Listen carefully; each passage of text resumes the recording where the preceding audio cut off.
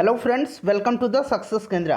Friends, आज इस video में हम लोग 67th बीपीएससी 2021 के लिए 38वीं बीपीएससी से लेकर के 66वीं बीपीएससी तक में जितने भी जीव विज्ञान के यानी कि बायोलॉजी के प्रश्न पूछे गए हैं उनको हम लोग एक ही वीडियो में कवर कर लेंगे।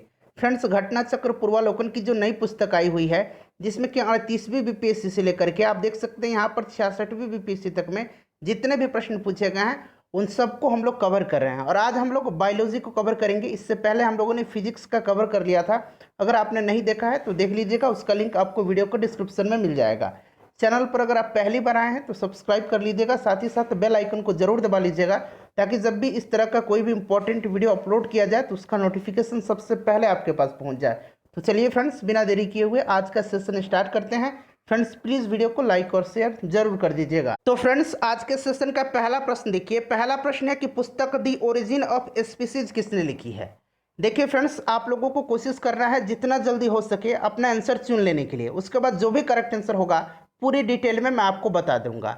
आंसर अगर आपको पता है तो आंसर आप कमेंट बॉक्स में भी दे करके बता सकते हैं। तो फ्रेंड्स, ध्यान देंगे, यहाँ पर आप देख सकते हैं ये जो प्रश्न पूछा गया है 65वीं बीपीएससी 2019 में यह प्रश्न पूछा गया है। द ओरिजिन ऑफ स्पीसीज पुस्तक चार्ल्स डार्विन के द्वारा लिखी गई है। और चार्ल्स डार्विन द्वारा जो प्रस्तुत विकासवाद है उसको क्या कहा जाता है, तो डार्विनवाद या फिर प्राकृतिक वर्णवाद, थ्योरी ऑफ नेचुरल सिलेक्शन कहा जाता है। तो अब इसको भी ध्यान रखिएगा। दूसरा प्रश्न देखिएगा। और फ्रेंड्स, इससे पहले हम लोगों ने बिहार के इतिहास को हमने एक वीडियो में कवर किया हुआ है। उसके बाद बिहार के भूगोल को भी हमने एक ही वीडियो में कवर किया हुआ है। प्राचीन भारत के इतिहास को भी हमने एक ही वीडियो में कवर किया हुआ है। मध्यकालीन भारत के इतिहास को भी हमने एक ही वीडियो में कवर किया हुआ है। और फ्रेंड्स, आधुनिक भारत का इतिहास थोड़ा सा लंबा है, इसीलिए उसको हम लोग 3 वीडियो में कवर करेंगे। हम लोगों ने पार्ट 1 और पार्ट 2 कवर कर लिया है, एक पार्ट और बचा हुआ है, उसमें पूरा आधुनिक भारत का इतिहास कवर हो जाएगा। उसके बाद हम लोगों ने एक फिजिक्स का वीडियो कवर किया हुआ, कंप्लीट फिजिक्स को हमने एक ही वीडियो में कवर कर लिया। तो देख लीजिएगा कितना वीडियो कवर हो गया हमारा, 1 2 3 4 5 6 7, टोटल घटना चक्र का हमने 7 वीडियो कवर किया हुआ है। सभी का लिंक आपको डिस्क्रिप्शन बॉक्स में मिल जाएगा, आप लोग जरूर देख लेंगे। देखिए, दूसरा प्रश्न है कि मानव तंत्र में इंसुलिन किसका चयापचय यानी कि मेटाबॉलिज्म नियंत्रित करता है। तो ध्यान दीजिएगा फ्रेंड्स, इंसुलिन जो है यह अग्नाशय से अंतःस्रावी होता है। यह एक प्रकार का हार्मोन है, प्रोटीन भी है, ध्यान रखेंगे, जो ग्लूकोज के समस्थापन के नियमन में मुख्य भूमिका निभाता है। और ग्लूकोज कार्बोहाइड्रेट का ही एक रूप है। तो राइट आंसर ऑप्शन नंबर इसका बी हो जाएगा, कार्बोहाइड्रेट। नेक्स्ट क्वेश्चन देखिएगा। नेक्स्ट क्वेश्चन है कि निम्नलिखित में से एंटीबायोटिक इसमें से कौन सा है। तो देखिए, इसमें से जो एंटीबायोटिक है वो पेनिसिलिन है और सल्फाडाइजिन है। तो देखिए, पेनिसिलिन भी है और सल्फाडाइजिन भी है। तो राइट आंसर इसका एक से अधिक हो जाएगा, ऑप्शन नंबर सी। ध्यान रखेंगे, इंपॉर्टेंट है। ठीक है फ्रेंड्स, चलिए उसके बाद नेक्स्ट क्वेश्चन देखिएगा। चौथा प्रश्न हमारा कि निम्नलिखित में से कौन सा मुख्यतः, देखिए यहाँ पर मुख्यतः शब्द लग गया है, कार्बोहाइड्रेट है। कार्बोहाइड्रेट तो सभी में पाया जाता है, लेकिन यहाँ मुख्यतः शब्द लग जाने से चावल जो में सबसे ज़्यादा जो है कार्बोहाइड्रेट इसमें पाया जाता है। ध्यान देंगे फ्रेंड्स, 100 ग्राम पके हुए चावल से, यहाँ मैं लिख दे रहा हूँ आपको, 100 ग्राम पके हुए चावल से लगभग 25.5, ठीक है, लगभग 25.5 ग्राम कार्बोहाइड्रेट पाया जाता है। ठीक है, वास्तव में चावल में 90% कैलोरी कार्बोहाइड्रेट से ही आती है। तो राइट आंसर इसका ऑप्शन नंबर ई हो जाएगा, ऑप्शन नंबर सी हो जाएगा, चावल में। ठीक है, option number C correct answer इसका हो जाएगा। उसके बाद नेक्स्ट क्वेश्चन देखिएगा, कीट संवर्धन क्या है।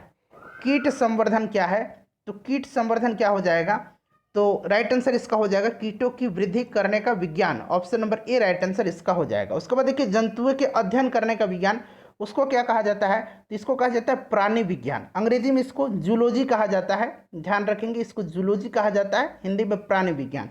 मछलियों के अध्ययन करने का विज्ञान है, इसको इक्थियोलॉजी कहा जाता है। क्या कहा जाता है, मैं लिख देता हूँ, इक्थियोलॉजी। ठीक है, ध्यान रखिएगा। हाँ, ये अध्ययन पूछा गया, मछलियों के अध्ययन। अगर मछली पालन पूछा जाता, मत्स्य पालन, तो पीसी कल्चर होता। ध्यान रखिएगा। चलिए नेक्स्ट क्वेश्चन देखिएगा कि जेनेटिक्स निम्न में से किसका अध्ययन है। जेनेटिक्स निम्न में से किसका अध्ययन है, तो राइट आंसर इसका हो जाएगा ऑप्शन नंबर डी, आनुवंशिकता और विचरण का। ध्यान रखेंगे, जेनेटिक्स जीव विज्ञान की वह शाखा है जिसके अंतर्गत जीवधारियों में जीन, आनुवंशिकता और विचरण का अध्ययन किया जाता है।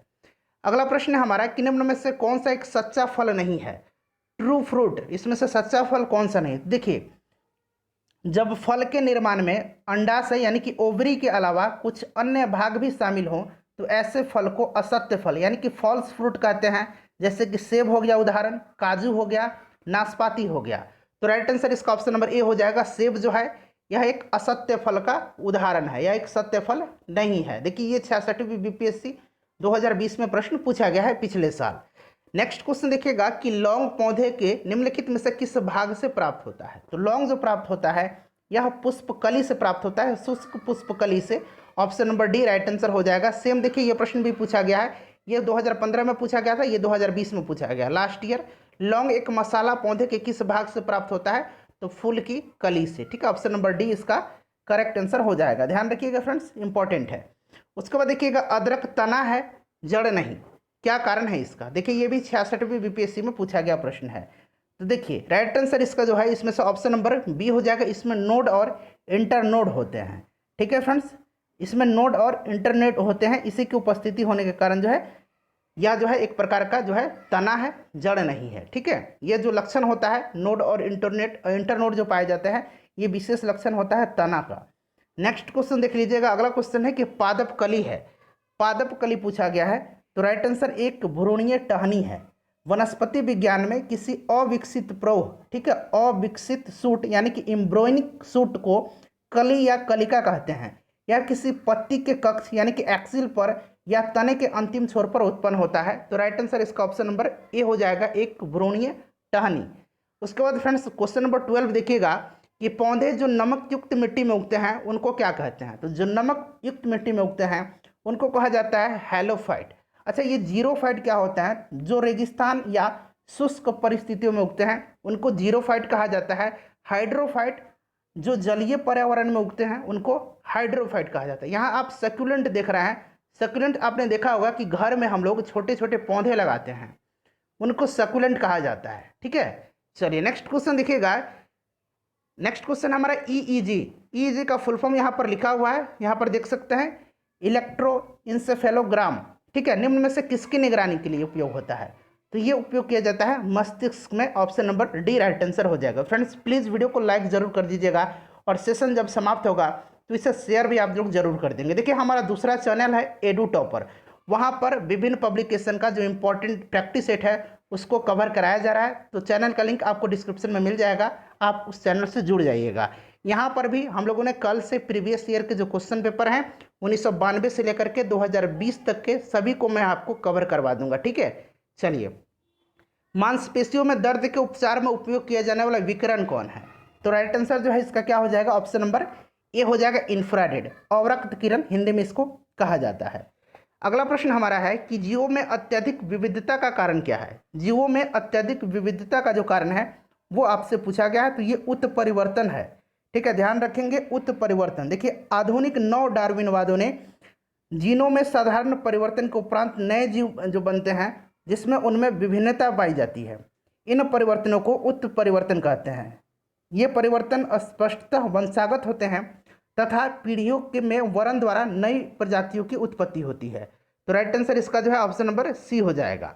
उसके बाद देखिएगा मेंडल के आनुवंशिकता का सिद्धांत किस पर आधारित है। अच्छा, मेंडल को जो है इनको आनुवंशिकता का जनक कहा जाता है और ये इनका जो सिद्धांत है आनुवंशिकता का सिद्धांत, यह लैंगिक जनन पर आधारित है। Option number C right answer हो जाएगा। डीएनए की खोज किसने की थी। ठीक, देखिए डीएनए का फुल फॉर्म डीराइबो न्यूक्लिक एसिड होता है। डीएनए की सर्वप्रथम पहचान जो है यह 1869 में, ध्यान रखेंगे फ्रेंड्स, 1869 में स्विट्जरलैंड के रसायन शास्त्री फ्रेडरिक मिस्चर ने किया था। यहाँ मैं लिख देता हूँ नाम, फ्रेडरिक मिस्चर। ठीक है, नाम याद रखेंगे इसका, इनका फ्रेडरिक मिस्चर ने जो है किया था। तो राइट आंसर जो हो जाएगा इसका इनमें से कोई नहीं हो जाएगा, क्योंकि देखिए ऑप्शन में फ्रेडरिक मिस्चर का नाम नहीं है। यहाँ आप देख रहे हैं जेम्स वाटसन और फ्रांसिस क्रिक। देखिए ये गलत धारणा है कि इन्होंने डीएनए की खोज की थी। दरअसल इन्होंने जो क्या किया था, एक्सरे विश्लेषण द्वारा 1953 में डीएनए का कुंडलीकार विन्यास प्रस्तुत किया था, इन्होंने खोज नहीं किया था। चलिए नेक्स्ट क्वेश्चन देखिएगा कि जीव कोशिकाओं में आनुवांशिक लक्षणों के नियंत्रण में निम्नलिखित में से कौन सा उत्तरदायी है। तो इसमें से जो उत्तरदायी है वो सीधी सी बात है डीएनए हो जाएगा। ऑप्शन नंबर इसका डी राइट आंसर हो जाएगा। जीव कोशिकाओं में आनुवांशिक लक्षणों के नियंत्रण में डीएनए उत्तरदायी होता है। उसके बाद हमारा क्वेश्चन नंबर 19 है कि यकृत एवं मांसपेशियों में ऊर्जा जमा होती है, तो ये ग्लाइकोजन के रूप में जमा होती है। देखिए option number D right answer हो जाएगा। बहुत ही इंपॉर्टेंट क्वेश्चन है ये, ध्यान रखेंगे। ठीक है फ्रेंड्स, चलिए अगला प्रश्न हमारा है कि मानव शरीर में होता है, तो मानव शरीर में आप सभी को पता है कि हमारे शरीर में लगभग 70% वाटर होता है। Option number A right answer हो जाएगा। जल की मात्रा हमारे संपूर्ण शरीर का 2/3 यानी कि 70% होता है। उसके बाद अगला क्वेश्चन देखिएगा कि विटामिन जो रक्त के थक्के बनाने में प्रभावी होता है, तो सीधी सी बात है ये विटामिन क्या है, के है, विटामिन के। विटामिन के को रुधिर स्राव रोधी पदार्थ यानी कि एंटी हेमोरेजिक कहते हैं, एंटी हेमोरेजिक। ठीक है, ध्यान रखेंगे। और जब विटामिन ए की कमी जिस व्यक्ति के शरीर में होती है उसका ऑपरेशन आसानी से नहीं किया जा सकता है, क्योंकि अधिक ब्लड बह जाने का डर हमेशा बना रहता है, तो ध्यान रखेंगे। चलिए उसके बाद अगला क्वेश्चन देखिएगा कि निम्नलिखित में से कौन सा विटामिन प्रतिस्पंदन विषों के प्रतिविष प्रतिकारक के रूप में प्रयोग किया जाता है, तो ये विटामिन के है। अभी हम लोगों ने इसके बारे में चर्चा किया है। उसके बाद देखिए 23 नंबर कि निम्नलिखित में से किस विटामिन को ऑर्गोकैल्सिफेरॉल कहते हैं, तो देखिए यहाँ विटामिन D2 भी दिया गया है और विटामिन D3 भी दिया गया है, तो ध्यान रखेंगे D2 को ऑर्गोकैल्सिफेरॉल कहते हैं, विटामिन D2 को। Option number A right answer हो जाएगा। अच्छा विटामिन D3 है, इसको कहा जाता है कोलीकैल्सिफेरॉल। ठीक है, यहाँ कोली हो जाएगा और बाकी यहाँ पर देख सकते हैं कैल्सिफेरॉल तो लिखा हुआ है, कोली ये ल है, फिर से लिख देता हूँ, रुकिए।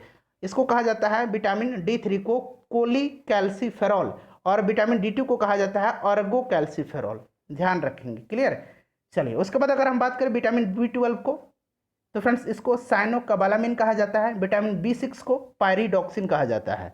नेक्स्ट क्वेश्चन देखिएगा कि मानव शरीर में विटामिन ए भंडारित होता है, तो विटामिन ए का जो भंडारण होता है वो कहाँ होता है, लीवर में होता है, तो राइट आंसर इसका ऑप्शन नंबर ए हो जाएगा, यकृत में। इंपॉर्टेंट है, विटामिन ए का रासायनिक नाम आपको पता है, रेटिनॉल होता है। क्या होता है, रेटिनॉल होता है, और इसकी कमी से शरीर में रतौंधी बीमारी हो जाती है, और इसकी कमी से संक्रमण जो है ये भी बनने का खतरा बन जाता है, संक्रमण बढ़ने का। इसीलिए इसको जो है संक्रमण रोधी विटामिन भी कहा जाता है। विटामिन ए को संक्रमण रोधी विटामिन भी कहा जाता है। चलिए उसके बाद देखिएगा कि निम्नलिखित में से कौन सा युग्म सही सुमेलित नहीं है, इसमें से सही सुमेलित नहीं पूछा गया, तो बताइए राइट आंसर इसका क्या हो जाएगा। देखिए फ्रेंड्स यहाँ पर आप देख सकते हैं ऑप्शन नंबर बी में टोकोफेरॉल बेरीबेरी। ठीक है, देखिए टोकोफेरॉल जो होता है ये विटामिन ई का रासायनिक नाम है। किसका, विटामिन ई का। और इसकी कमी से फ्रेंड्स आपको बेरीबेरी नहीं होता है। बेरीबेरी तो विटामिन बी या फिर विटामिन B1 जो कह लीजिए, बी कह लीजिए या फिर विटामिन B1 कह लीजिए, इसके कमी से होता है। यानी कि यह थायमिन की कमी से होने वाला रोग है, न कि विटामिन ई की कमी से होने वाला रोग है। ठीक है, यानी कि टोकोफेरॉल की कमी से, तो याद रखेंगे। तो ये जो है सुमेलित नहीं है। बाकी रेटिनॉल, जीरोप्लेथेलमिया, रतौंधी, ध्यान रखेंगे। साइनोकोबालामिन यहाँ पर देख सकते हैं B12 का रासायनिक नाम है, इससे रक्त अल्पता होती है। उसके बाद ऑर्गोकैल्सिफेरॉल, अभी मैंने बताया ऑर्गोकैल्सिफेरॉल विटामिन D2 को कहा जाता है, ध्यान रखेंगे। ठीक है, रिकेट्स होता है, ये सही है। अगला प्रश्न देखिएगा कि निम्नलिखित में से किस युग्म में सही सुमेल नहीं है, तो देखिए सही सुमेल जो है इसमें से नहीं पूछा गया, तो सभी के सभी सही सुमेल हैं। अब आप लोग कहेंगे कि यहाँ विटामिन बी जो दिया गया है B1, इसमें संतरा में तो विटामिन सी पाया जाता है। ध्यान से सुन लीजिएगा, संतरा में विटामिन सी प्रचुर मात्रा में पाया जाता है, प्रचुर मात्रा में पाया जाता है, बिल्कुल सही बात है। लेकिन इसमें जो है B1 भी थोड़ी मात्रा में पाया जाता है। यह विटामिन का जो है बी कॉम्प्लेक्स भी इसमें पाया जाता है, ध्यान रखेंगे। ठीक है फ्रेंड्स, तो ये भी जो है सही सुमेलित है, तो option number A right answer हो जाएगा, इनमें से कोई नहीं। अगला प्रश्न देखिएगा, नेक्स्ट क्वेश्चन है कि जिस विटामिन में कोबाल्ट होता है उसको विटामिन B12 कहा जाता है, साइनोकोबालामिन। विटामिन B1 को थायमिन कहा जाता है। विटामिन B2 को क्या कहा जाता है, तो विटामिन B2 को राइबोफ्लेविन कहा जाता है। विटामिन B6 का अभी मैंने बताया था पायरिटॉक्सिन कहा जाता है। चलिए नेक्स्ट क्वेश्चन देखिएगा, और फ्रेंड्स प्लीज़ वीडियो को शेयर जरूर कर दीजिएगा देखने के बाद। देखिए एक स्वस्थ वयस्क मनुष्य में रक्त की कुल परिमाप होता है, तो अभी मैंने बताया था कि जो रक्त होता है वो करीब कितना होता है, ये होता है फ्रेंड्स ध्यान देंगे 5 से 6 लीटर होता है। Option number A right answer हो जाएगा। ठीक है फ्रेंड्स, शरीर के जो कुल भार है उसका लगभग 7 से 8% जो होता है ये ब्लड होता है। चलिए ब्लड जो है यह एक संयोजी ऊतक है, कनेक्टिंग टिश्यू का एग्जाम्पल है। नेक्स्ट क्वेश्चन देखिएगा कि इनमें से रक्तदाब का मापक यंत्र कौन सा है, तो रक्तदाब यानी कि ब्लड प्रेशर मापा जाता है स्फेग्मोमैनोमीटर से। ऑप्शन नंबर इसका सी राइट आंसर हो जाएगा, स्फेग्मोमैनोमीटर। ठीक है फ्रेंड्स, ध्यान रखेंगे। और मनुष्य का औसत रक्तचाप जो होता है ये 120/80 mmHg होता है। ये जो 120 है इसको प्रकुंचन दाब कहा जाता है, अंग्रेजी में सिस्टोलिक प्रेशर कहा जाता है। और उसके बाद ये 80 जो है इसको कहा जाता है प्रासरण दाब, जिसको अंग्रेजी में डायस्टोलिक कहा जाता है। क्लियर। चलिए नेक्स्ट क्वेश्चन देखिएगा कि वृक्क से प्रति मिनट औसत रक्त प्रवाह होता है। तो वृक्क यानी कि आपका जो किडनी है, प्रति मिनट औसत रक्त प्रवाह होता है। देखिए फ्रेंड्स, मानव वृक्क प्रतिदिन लगभग 1500 लीटर रक्त की शुद्धि करता है तथा लगभग 1.5 लीटर मूत्र में यह जो है तब्दील कर देता है इसको। वृक्क से प्रति मिनट 1200 सीसी रक्त प्रवाहित होता है। तो राइट आंसर इसका ऑप्शन नंबर सी हो जाएगा, बी हो जाएगा। Option number B right answer हो जाएगा 1200 सीसी। ठीक है फ्रेंड्स, ध्यान देंगे। ये जो वृक्क है इसकी कार्यात्मक इकाई जो है उसको नेफ्रॉन कहा जाता है। क्या कहा जाता है? नेफ्रॉन कहा जाता है। ये भी आप ध्यान रखेंगे। उसके बाद देखिए इंसुलिन क्या है। तो मैंने आपको स्टार्टिंग में बताया कि इंसुलिन एक प्रकार का हार्मोन है और यह एक प्रकार का प्रोटीन भी है। ऑप्शन नंबर इसका डी जो होगा करेक्ट आंसर हो जाएगा। अगला प्रश्न देखिएगा कि निम्नलिखित में से कौन सा एक हार्मोन है। यहाँ हार्मोन पूछा गया है, तो इसमें से इंसुलिन जो है यह एक प्रकार का हार्मोन है। Option number C right answer हो जाएगा। उसके बाद देखिए महिला सेक्स हार्मोन इसमें से कौन सा है। तो महिला सेक्स हार्मोन जो है इसमें से एस्ट्रोजन हो जाएगा। Option number A right answer हो जाएगा एस्ट्रोजन। ये जो है फीमेल सेक्स हार्मोन है, ध्यान रखेंगे। चलिए, और टेस्टोस्टेरोन जो है, टेस्टोस्टेरोन ये जो है फ्रेंड्स, टेस्टोस्टेरोन ये मेल सेक्स हार्मोन है। उसके बाद देखिएगा निम्नलिखित में से कौन सा हार्मोन स्तन ग्रंथियों से दूध का स्राव होने में भूमिका निभाता है। तो ये दूध का स्राव होने में भूमिका निभाता है ऑक्सीटोसिन। ऑप्शन नंबर डी इसका राइट आंसर हो जाएगा ऑक्सीटोसिन, ध्यान रखेंगे। चलिए, उसके बाद अगला क्वेश्चन देखिएगा कि निम्नलिखित में से किस हार्मोन में आयोडीन मिली होती है। तो देखिए फ्रेंड्स, आयोडीन जो मिली होती है यह किस में मिली होती है, तो ध्यान से सुनिएगा। राइट आंसर इसका ऑप्शन नंबर सी हो जाएगा थायरॉक्सिन। थायरॉक्सिन हार्मोन में आयोडीन मिली होती है। थायरॉक्सिन का स्राव जो है थायराइड ग्रंथि के द्वारा होता है। थायराइड ग्रंथि से थायरॉक्सिन हार्मोन स्रावित करने के लिए उत्तेजित करने वाला एक हार्मोन है TSH, इसको कहा जाता है थायराइड स्टिमुलेटिंग हार्मोन। ठीक है, यही एक जो है हार्मोन है, ध्यान रखेंगे। ये हार्मोन जो है थायराइड ग्रंथि से थायराइड हार्मोन को स्रावित करने के लिए उत्तेजित करता है। क्लियर। चलिए नेक्स्ट क्वेश्चन देखिएगा, और ये जो TSH हार्मोन है इसका स्रावन पीयूष ग्रंथि से होता है। क्लियर। आयोडीन की कमी से घेंघा होता है, ग्वाइटर रोग होता है, ध्यान रखिएगा। चलिए, प्रकाश संश्लेषण होता है। तो प्रकाश संश्लेषण जो है यह कहाँ होता है, तो प्रकाश संश्लेषण क्लोरोप्लास्ट में होता है। ऑप्शन नंबर सी, क्लोरोप्लास्ट में हरे रंग का वर्णक पाया जाता है क्लोरोफिल, ध्यान रखेंगे। चलिए, उसके बाद अगला क्वेश्चन देखिएगा कि प्रकाश संश्लेषण का उप उत्पाद क्या है। तो प्रकाश संश्लेषण ये होता है CO2, उसके बाद H2O, और जो ये प्रोडक्ट बनता है ये बनता है आपका C6H12O6 plus H2O plus O2। ठीक है, तो ये उप उत्पाद देखिए क्या बन रहा है O2, ऑप्शन में आपको दिखेगा O2। ठीक है, ये बैलेंस नहीं इक्वेशन, इसको हम लोग बैलेंस कर देते हैं। यहाँ 6 रहेगा, उसके बाद यहाँ 12 रहेगा। ठीक है, 12 H2O रहेगा। उसके बाद यहाँ जो आप देख रहे हैं ये 6 बिल्कुल ये जो है ठीक है। उसके बाद ये 6H2O हो जाएगा और ये हो जाएगा आपका 6O2। तो ये अब जाके बैलेंस हो गया। चलिए, राइट आंसर इसका ऑप्शन नंबर बी हो जाएगा। उसके बाद देखिए सौर ऊर्जा ATP में बदलती है। तो सौर ऊर्जा ATP में बदलती है क्लोरोप्लास्ट में। क्लोरोप्लास्ट में ध्यान रखेंगे, क्लोरोप्लास्ट में ऑप्शन नंबर इसका बी राइट आंसर हो जाएगा। क्लोरोप्लास्ट एक प्रकार का वर्णक है जो कि पत्तों के हरे रंग का कारण भी होता है। पूछा जाता है कि हरा रंग जो होता है ये किसके कारण होता है, तो ये क्लोरोप्लास्ट वर्णक के कारण होता है। नेक्स्ट क्वेश्चन देखिए, कोशिका की शक्ति स्रोत यानी कि कोशिका का पावर हाउस कहा जाता है किसको, तो माइटोकॉन्ड्रिया को। कोशिका की प्रोटीन की फैक्ट्री राइबोसोम को कहा जाता है। कोशिका की आत्महत्या की थैली लाइसोसोम को कहा जाता है। चलिए नेक्स्ट क्वेश्चन देखिएगा, भ्रूण किस में मिलता है। तो भ्रूण जो मिलता है ये मिलता है फ्रेंड्स बीज में। Option number C correct answer हो जाएगा। निम्नलिखित में से कौन प्रतिजैविक औषधि है, इसमें से एंटीबायोटिक कौन सा है। तो देखिए इसका राइट आंसर जो होगा वो आपका हो जाएगा, इसमें से कौन कौन है, तो ये है फ्रेंड्स, इसमें से देखिए यहाँ देख लीजिए क्लोरैम्फिनॉल, ये एक तो हो गया, ये हो गया। उसके बाद यहाँ पर देख लीजिएगा सल्फागुआनिडीन, ये भी है। तो राइट आंसर एक से अधिक हो जाएगा। नेक्स्ट क्वेश्चन देखिएगा, हमारा अगला प्रश्न है कि टाइफाइड तथा कॉलरा विशिष्ट उदाहरण है। तो टाइफाइड और कॉलरा ये दोनों जो होता है यह होता है किसके कारण से, तो जीवाणु के कारण से। टाइफाइड होता है साल्मोनेला टाइफी के कारण से, और कॉलरा रोग जो होता है ये विब्रियो कॉलरी नामक जीवाणु के कारण से होता है, ठीक है। और ये दोनों जो है जल जनित रोग हैं। Option number C correct answer हो जाएगा। मनुष्य में अल्फा टॉक्सिन खाद्य विषाक्तन द्वारा सामान्यतः कौन सा अंग प्रभावित होता है, तो खाद्य विषाक्तन। देखिए ये जो है फ्रेंड्स डाइजेशन से संबंधित है।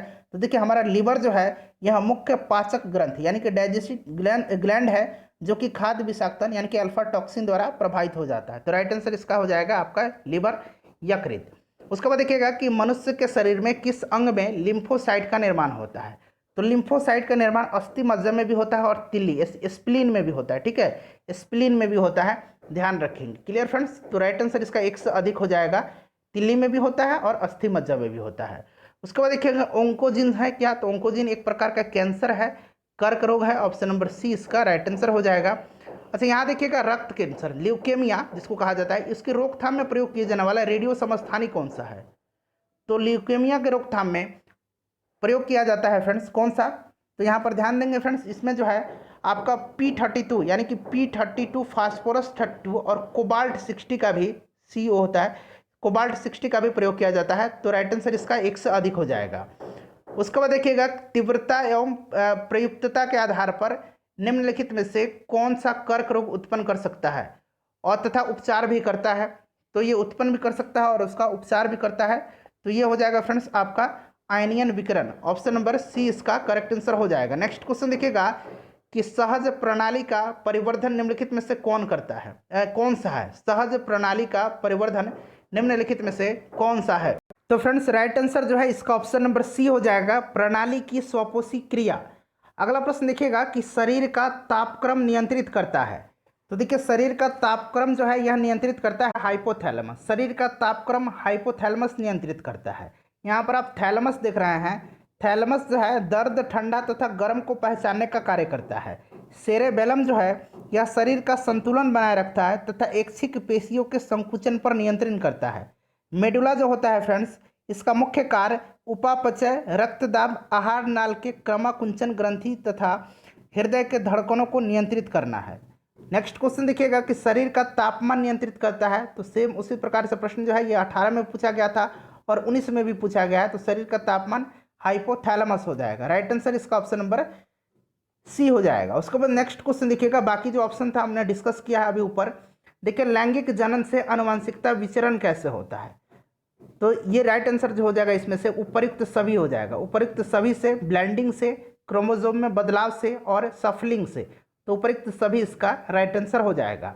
देखिए डीएनए को किसने अंतःपात्र में बनाया था, तो देखिए फ्रेंड्स डीएनए को अंतःपात्र में बनाया था ऑर्थर कोर्नबर्ग ने। Option number A right answer हो जाएगा। उसके बाद देखिएगा कि पार्किंसन बीमारी के उपचार के विकास के लिए किसको नोबेल पुरस्कार दिया गया था, तो पार्किंसन बीमारी के उपचार के विकास के लिए सन 2000 में, याद रखेंगे सन 2000 में नोबेल पुरस्कार चिकित्सा के क्षेत्र में दिया गया था किसको, तो ये दिया गया था फ्रेंड्स अर्बिट कार्लसन को। Option number A right answer हो जाएगा। अगला प्रश्न देखिए कौन सा दिन डायबिटीज दिवस, ठीक है, मधुमेह दिवस के रूप में मनाया जाता है, तो ये मनाया जाता है 14 नवंबर के दिन। Option number D right answer हो जाएगा। देखिए सबसे छोटा जीव जो स्वयं विकास एवं प्रजनन करने में समर्थ है उसको वो कौन सा जीव है, तो वो है mycoplasma. Option number C right answer हो जाएगा। निम्नलिखित में से किसकी कोशिका में कोई एंजाइम नहीं होता है, कोई एंजाइम नहीं पाया जाता है वायरस की कोशिका में, तो राइट आंसर इसका ऑप्शन नंबर बी हो जाएगा, वायरस की कोशिका में, ठीक है, ध्यान रखेंगे।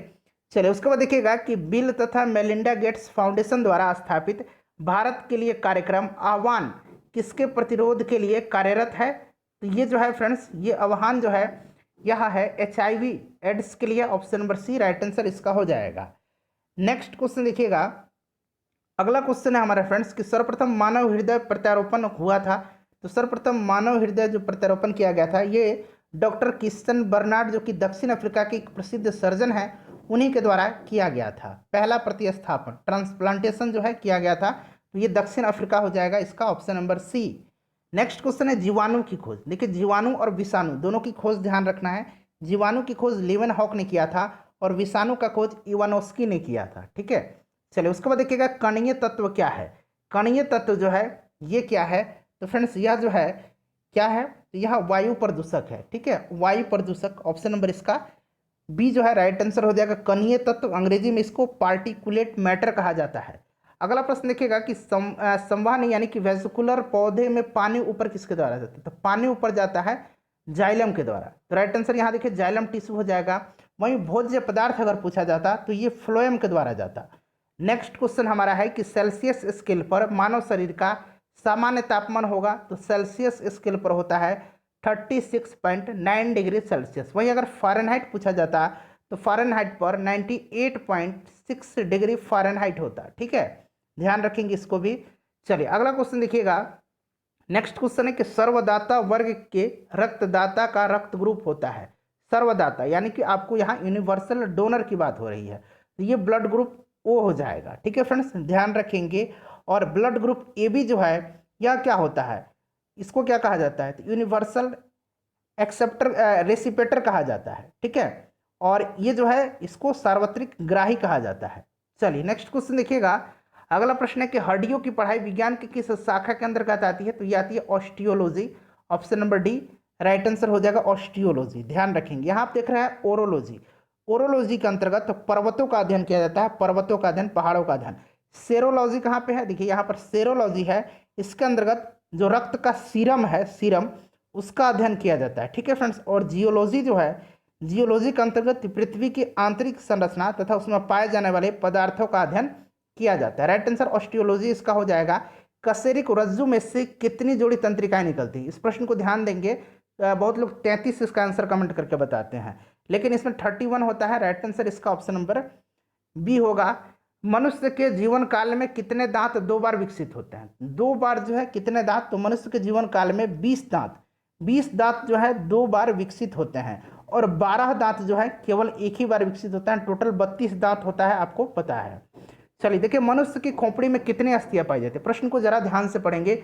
मनुष्य का सिर जब पूछा जाए ना, सिर में कितनी हड्डियां होती हैं? तो सिर में टोटल जो है 29 हड्डी पाई जाती है। खोपड़ी यानी कि स्कल अगर पूछा जाए तो स्कल में कितनी हड्डियां पाई जाती है? तो स्कल में पाई जाती है 22 हड्डियां। देखिए 22 हड्डी ऑप्शन में नहीं दिया गया है, तो इस हिसाब से अगर हम बात करें, वैसे इसका आंसर जो माना गया है वो तो 28 माना गया है बीपीएससी के द्वारा। ठीक है, लेकिन स्कल जो होता है ना, खोपड़ी, उसमें 22 हड्डी ही पाई जाती है। उसमें क्या क्या नहीं काउंट किया जाता है? तो देखिए कान में 6 हड्डी पाई जाती है, आपको पता है। एक कान में 3 और एक कान में 3, तो 6 हड्डी पाई जाती है कान में।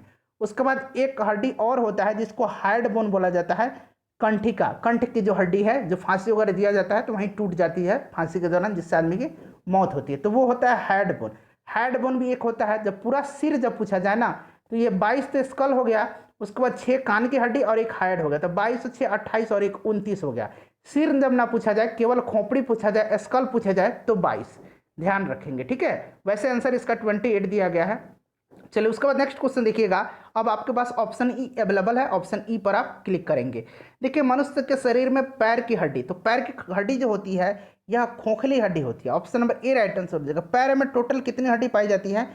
तो टोटल 60 हड्डी पाई जाती है। क्लियर, ध्यान रखेंगे फ्रेंड्स। और अगर हम बात करें कि हड्डी में कौन सा प्रोटीन पाया जाता है, ये प्रश्न पूछा जाता है, तो ध्यान रखेंगे हड्डी में ओसिन नामक प्रोटीन पाया जाता है। ठीक है, ओसिन नामक प्रोटीन पाया जाता है। 20 वर्ष की आयु में मानव शरीर में हड्डियों की संख्या, तो राइट आंसर इसका जो है कितना हो जाएगा? देखिए 20 वर्ष में मानव शरीर में हड्डियों की संख्या 206 हो जाती है। तो इस हिसाब से 206 देखिए ऑप्शन में नहीं है, तो उपरोक्त में से कोई नहीं। निम्नलिखित में से कौन सा मनुष्य में अवशेषी अंग नहीं है? देखिए इस प्रश्न का आंसर जो है मेरे ख्याल से सभी के सभी जो दिए गए हैं अवशेषी अंग ही हैं। यहाँ पर देखिए कर्णपालिकी कर्णाभ मांसपेशियां, ऑरिकुलर मसल्स ऑफ पीना। ठीक है, तो ये भी मेरे ख्याल से जो है यह अवशेषी अंग ही है। तो इसका आंसर आप लोग एक बार चेक कर लीजिएगा। ठीक है फ्रेंड्स। चलिए उसके बाद देखिएगा, जैविक सिस्टम में रासायनिक क्रिया की प्रक्रिया को तेज करने का उत्तरदायी पदार्थ है, रेस्पॉन्सिबल जो पदार्थ है वो क्या होता है? तो इसको हम लोग कहते हैं एंजाइम। एंजाइम क्या होता है? उत्प्रेरक जिसको हम लोग बोलते हैं। उत्प्रेरक जो होता है यह जो क्रिया होती है रासायनिक क्रिया, उसको तीव्र और मंद भी करता है। ठीक है, तो ये एंजाइम हो जाएगा। ऑप्शन नंबर इसका सी राइट आंसर हो जाएगा। उसके बाद अगला क्वेश्चन देखिएगा कि विटामिन जो खट्टे फलों में पाया जाता है तथा चर्म को यानी कि चमड़ा को स्वस्थ रखने में जरूरी होता है, वह विटामिन कौन सा है? तो यह विटामिन है एस्कॉर्बिक अम्ल, जिसको कि हम लोग विटामिन सी कहते हैं, एस्कॉर्बिक एसिड ध्यान रखिएगा, ठीक है। यह जो है प्रचुर मात्रा में आंवला में पाया जाता है, नींबू, संतरा, अमरूद, नारंगी इन सब में पाया जाता है। देखिए दूध किसका घटिया स्रोत है, तो दूध जो है इसमें क्या नहीं पाया जाता, तो विटामिन सी, ठीक है, विटामिन सी का यह घटिया स्रोत है, अत्यंत कम होती है इसमें vitamin C. Option number C right answer हो जाएगा। विटामिन सी का रासायनिक नाम अभी मैंने बताया आपको, स्कॉर्बिक एसिड होता है। Option number C right answer इसका हो जाएगा। थायमिन विटामिन B1 या फिर विटामिन बी का रासायनिक नाम है। अगला क्वेश्चन देखिएगा, इलुनिन प्राप्त होता है, इलुनिन प्राप्त होता है। देखिए इलुनिन जो है यह डहेलिया की जड़ों से प्राप्त होता है।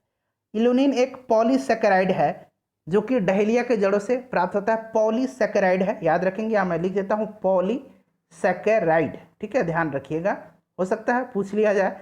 नेक्स्ट क्वेश्चन है कि 80% से अधिक सेल में पाया जाता है, तो 80% से अधिक कोशिका में क्या पाया जाता है, तो फ्रेंड्स पानी पाया जाता है, जल पाया जाता है। ऑप्शन नंबर डी इसका राइट आंसर हो जाएगा। उसके बाद देखिएगा कि वर्तमान प्रमाण के अनुसार पृथ्वी पर जीव का उद्गम 2 लाख वर्ष पूर्व हुआ था। इस युग में प्रोटोजोआ, शैवाल एवं जीवाणु थे। तो देखिए फ्रेंड्स, आधुनिक खोज से स्पष्ट हो चुका है कि प्रोटोजोआ का उद्गम जो है ये प्रारंभ हुआ 3.5 अरब वर्ष पहले। साइनोबैक्टीरिया या जिसको कि नील हरित शैवाल, इसका उद्भव जो है 2.3 अरब वर्ष पूर्व हुआ था। तो देखिए इनमें से जो कोई ऑप्शन नहीं दिया गया है, तो इसका आंसर जो है बीपीएससी के द्वारा नहीं दिया गया है कुछ भी। नेक्स्ट क्वेश्चन देखिएगा कि निषेचन की क्रिया कहाँ पर होती है। निषेचन की क्रिया जो है यह होती है अंडवाहिनी में। कहाँ पे, अंडवाहिनी में, ध्यान रखेंगे फ्रेंड्स, अंडवाहिनी यानी कि शुक्राणु डिम्ब वाहिनी। चलिए नेक्स्ट क्वेश्चन देखिएगा, ऑप्शन नंबर इसका बी राइट आंसर हो जाएगा। नेक्स्ट क्वेश्चन हमारा, आधुनिक मनुष्य का पूर्वज, आधुनिक मनुष्य का जो पूर्वज है ये कौन है, तो देखिए इसमें से राइट आंसर जो हो जाएगा क्रो-मैग्नन जो है आधुनिक मनुष्य से मिलता जुलता है, क्रो-मैग्नन मनुष्य। ऑप्शन नंबर इसका बी राइट आंसर हो जाएगा। विकास का मुख्य कारक क्या है, तो यहाँ पर आप ध्यान देंगे, देखिए विकास का आज के ज़माने में विकास का जो सर्वाधिक जो मान्य सिद्धांत है वो है विकास का संश्लेषणात्मक सिद्धांत, ठीक है। इसमें जाति के अभ्युदय को आनुवंशिक विविधताओं की अन्योन्य क्रियाओं एवं प्राकृतिक चयन के आधार पर स्पष्ट किया गया है। तो राइट आंसर इसका हो जाएगा प्राकृतिक वर्ण, ठीक है, प्राकृतिक वर्ण, ध्यान रखेंगे। नेक्स्ट क्वेश्चन देखिएगा कि शैवाल और कवक के मिलने से लाइकेन बनता है, जिसको कहा जाता है म्यूचुअलिज्म, म्यूचुअलिज्म कहा जाता है। ध्यान रखिएगा फ्रेंड्स, बहुत ही इंपॉर्टेंट क्वेश्चन है। ऑप्शन नंबर इसका बी करेक्ट आंसर हो जाएगा। देखिए शैवाल और कवक के मिलने से लाइकेन बनता है, जिसे कहा जाता है म्यूचुअलिज्म, ठीक है। ऑप्शन नंबर बी, ये प्रश्न जो है रिपीट हो गया है मेरे ख्याल से 2 बार, ठीक है, एक ही बार पूछा गया है 1919 में, ये रिपीट हो गया है, मेरे से रिपोर्ट हुआ है। चलो उसके बाद देखिएगा प्रवृत्ति क्रियाओं का नियंत्रण केंद्र कहाँ पर है, तो प्रतिवर्ती क्रिया का जो नियंत्रण केंद्र है अभी हम लोगों ने थोड़ी देर पहले डिस्कस किया था। तो बताइए राइट आंसर इसका क्या हो जाएगा, इसका हो जाएगा कशेरुकरज्जु, स्पाइनल कॉर्ड, ठीक है। ऑप्शन नंबर इसका सी राइट आंसर हो जाएगा। विकास का कारण क्या है, तो विकास का जो कारण है यह पीढ़ी से पीढ़ी अनुकूलन है, ठीक है, पीढ़ी से पीढ़ी अनुकूलन। ऑप्शन नंबर सी इसका करेक्ट आंसर हो जाएगा। कच्चे फलों को कृत्रिम रूप से पकाने के लिए प्रयोग में लाई जाने वाली गैस का नाम क्या है, कृत्रिम रूप से। देखिए आपको पता है ना कि ये जो एथिलीन होता है यह पौधे में पाए जाने वाला एकमात्र जो है यह एक जो है गैसीय हार्मोन होता है, ठीक है। ये फलों के पकाने में सहायक होता है प्राकृतिक रूप से। यहाँ आपको कृत्रिम रूप से पूछा गया है, तो कृत्रिम रूप से अगर पूछा गया है तो राइट आंसर इसका जो क्या हो जाएगा, मेरे ख्याल से इसका ऑप्शन नंबर बी होना चाहिए, एसिटिलीन। दरअसल एसिटिलीन जो है एक खतरनाक होता है, इसलिए इसका इस्तेमाल अब नहीं होता है, एथिलीन के द्वारा ही अब पकाया जाता है। तो देखिए बीपीएससी के द्वारा जो चुना गया आंसर बी और यहाँ पर बी और डी दोनों चुना गया है। अब आपको ऑप्शन नंबर ई मिलेगा, तो आप यहाँ पर स्वतंत्र हैं, ऑप्शन नंबर ई चूज कर लेंगे। नेक्स्ट क्वेश्चन देखिएगा कि माँ पौधे की भांति पौधा मिलता है, तो ये फ्रेंड्स कहाँ मिलता है, ये मिलता है इसमें से ऑप्शन नंबर इसका क्या हो जाएगा, बीजों से और तना काट से। तो इन दोनों से ऑप्शन नंबर सी इसका राइट आंसर हो जाएगा। उसके बाद अगला प्रश्न है कि जल से बाहर निकालने पर मछलियाँ मर जाती हैं, इसका कारण क्या है, कि वो सांस नहीं ले पाती हैं।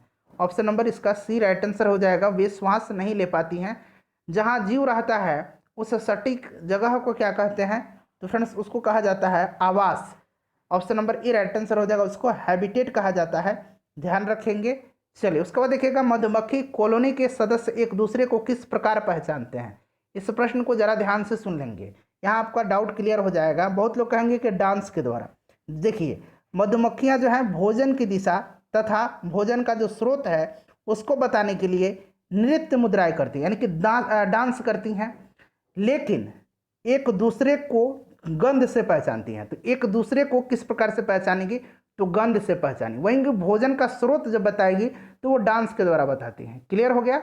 चलिए अगला क्वेश्चन देखिएगा कि मायोग्लोबिन में कौन सी धातु पाई जाती है।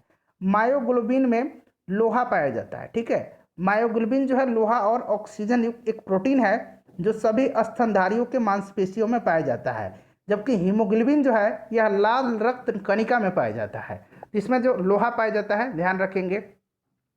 उसके बाद देखिए मनुष्य के शरीर में खून का शुद्धिकरण की प्रक्रिया है उसको डायलिसिस कहा जाता है। आप इसको ऑलरेडी जानते हैं। Option number A right answer हो जाएगा। निम्न में से किसकी कमी से मधुमेह होता है। तो मधुमेह जो है यह इंसुलिन की कमी से होता है। ध्यान रखेंगे इंसुलिन की कमी से होता है। इंसुलिन का मुख्य कार्य जो है रुधिर में ग्लूकोज का नियंत्रण करना होता है, और इसी की कमी से जो है रक्त में ग्लूकोज का नियंत्रण नहीं हो पाता है, जिससे कि मधुमेह हो जाता है। एड्स निम्न कारणों में से किसके द्वारा होता है। एड्स का फुल फॉर्म आपको पता है, एक्वायर्ड इम्यूनो डिफिशियंसी सिंड्रोम। ठीक है, AIDS, acquired immuno deficiency syndrome. यह जो होता है HIV वायरस से होता है। HIV का फुल फॉर्म क्या हो गया, HIV का ह्यूमन इम्यूनो डिफिशियंसी, ठीक है, virus, human immuno deficiency virus, HIV यह वायरस से होता है। तो ऑप्शन नंबर इसका विषाणु हो जाएगा सी। एड्स किसके कारण से होता है, तो एड्स जो होता है यह विषाणु के कारण से होता है, वायरस के कारण से। नेक्स्ट देखिएगा HIV द्वारा होने वाला रोग जो है ये कौन सा है, तो एड्स हो जाएगा। उसके बाद देखिएगा स्त्रियों की तुलना में पुरुष अधिक वर्णांतर से पीड़ित हो सकते हैं, क्योंकि, तो इसका कारण क्या हो जाएगा, तो इसका कारण हो जाएगा कि उनमें केवल एक X क्रोमोसोम होता है। Option number C right answer इसका हो जाएगा। अगला प्रश्न देखिएगा कि एस्पिरिन कहाँ से मिलता है। तो देखिए फ्रेंड्स, एस्पिरिन जो होता है एक एंटीपायरेटिक होता है, यानी कि यह जो है दर्द और बुखार में काम आता है। और इसका जो होता है विलो जो होता है, विलो नामक एक वृक्ष है, यहाँ मैं लिख देता हूँ, विलो नामक एक वृक्ष है, उसी की छाल से यह प्राप्त होता है। तो एस्पिरिन कहाँ से होता है, तो एक पेड़ से। राइट आंसर ऑप्शन नंबर इसका क्या हो जाएगा, सी हो जाएगा। उसके बाद अगला प्रश्न देखिएगा कि गेहूं की खेती के लिए कौन से उर्वरक का उपयोग होता है। तो गेहूं की खेती के लिए नाइट्रोजन युक्त उर्वरक का उपयोग किया जाता है, जो कि यूरिया में मिलता है। तो नाइट्रोजन इसका हो जाएगा। क्लोरोफिल में कौन सा धातु आयन पाया जाता है। क्लोरोफिल में कौन सा धातु आयन पाया जाता है, तो क्लोरोफिल में मैग्नीशियम आयन पाया जाता है, मैग्नीशियम आयन। तो ऑप्शन नंबर इसका बी राइट आंसर हो जाएगा। उसके बाद देखिए पौधों एवं पेड़ों का खाना तैयार करने की प्रक्रिया क्या कहलाती है, तो इसको फोटोसिंथेसिस कहा जाता है। क्या कहा जाता है, फोटोसिंथेसिस कहा जाता है। Option number D right answer इसका हो जाएगा। अगला प्रश्न देखिएगा कि जीवन चक्र की दृष्टि से पौधे का सबसे महत्वपूर्ण अंग कौन सा है। तो आपने कई बार इसको पढ़ा होगा, पुष्प जो होता है यह महत्वपूर्ण अंग है जीवन चक्र की दृष्टि से। नेक्स्ट क्वेश्चन देखिएगा, अगला प्रश्न है हमारा कि सबसे लंबा जीवित वृक्ष कौन सा है। तो सबसे लंबा जो है यह सिकुआ है, सिकुआ। Option number B right answer हो जाएगा। सबसे छोटा एंजियोस्पर्म पूछा जाए तो ये वोल्फिया होता है, वोल्फिया। ठीक है, चलिए अगला क्वेश्चन देखिएगा। अगला क्वेश्चन है फ्रेंड्स कि एस्पिरिन है। तो एस्पिरिन अभी मैंने बताया था आपको कि एंटीपायरेटिक है, तो इसमें से ऑप्शन नंबर इसका क्या हो जाएगा, ऑप्शन नंबर इसका बी हो जाएगा। ठीक है, चलिए नेक्स्ट क्वेश्चन देखिएगा। अगला प्रश्न है कि किस वनस्पति खाद में अधिकतम प्रोटीन होता है। देखिए प्रोटीन तो सोयाबीन में भी होता है, चना में भी होता है, मटर और अरहर में भी होता है, दाल में भी प्रोटीन होता है, लेकिन सबसे अधिक इसमें से पूछा गया अधिकतम, तो सोयाबीन में जो है अधिकतम लगभग जो है 40% से अधिक, 40% के आसपास आप कह सकते हैं, लगभग 40% पाई जाती है। ठीक है, चलिए उसके बाद देखिएगा नेक्स्ट क्वेश्चन है कि तना काट आमतौर से किसके प्रवर्धन के लिए प्रयोग किया जाता है। तो तना काट जो है ये प्रयोग किया जाता है, इसमें से बताइए राइट आंसर।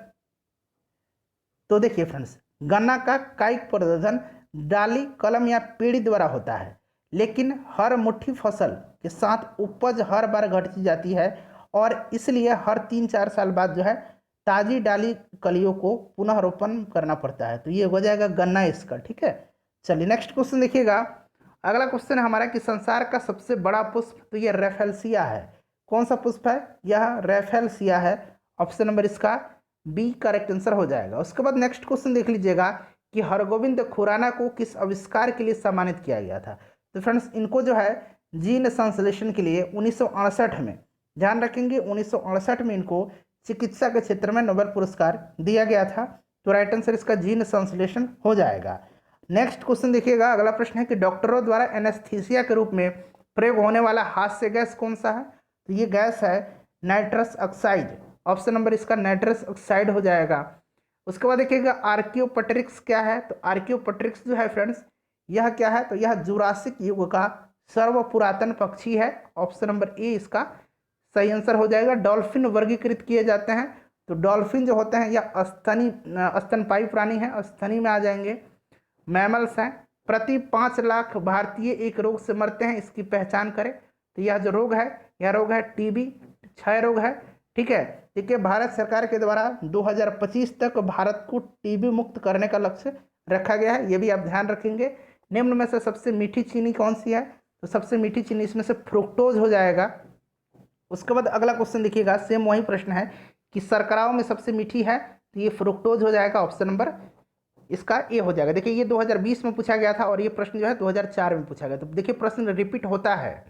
उसके बाद देखिए कड़वाहट के लिए मानव जीव का संवेदनशील जो हिस्सा है वह क्षेत्र कौन सा है? यह क्षेत्र है पीछे का भाग। ठीक है, पीछे का भाग, यहाँ पर आपका जो है कड़वाहट के लिए पीछे का भाग। आगे के छोर पर जो है मीठा का अनुभव होता है, पीछे कड़वा होता है और किनारे जो पार्श्व है उसमें खट्टा। ठीक है, ध्यान रखेंगे। तो चलिए अगला क्वेश्चन देखिएगा, तो राइट आंसर इसका क्या हो जाएगा? ऑप्शन नंबर सी हो जाएगा।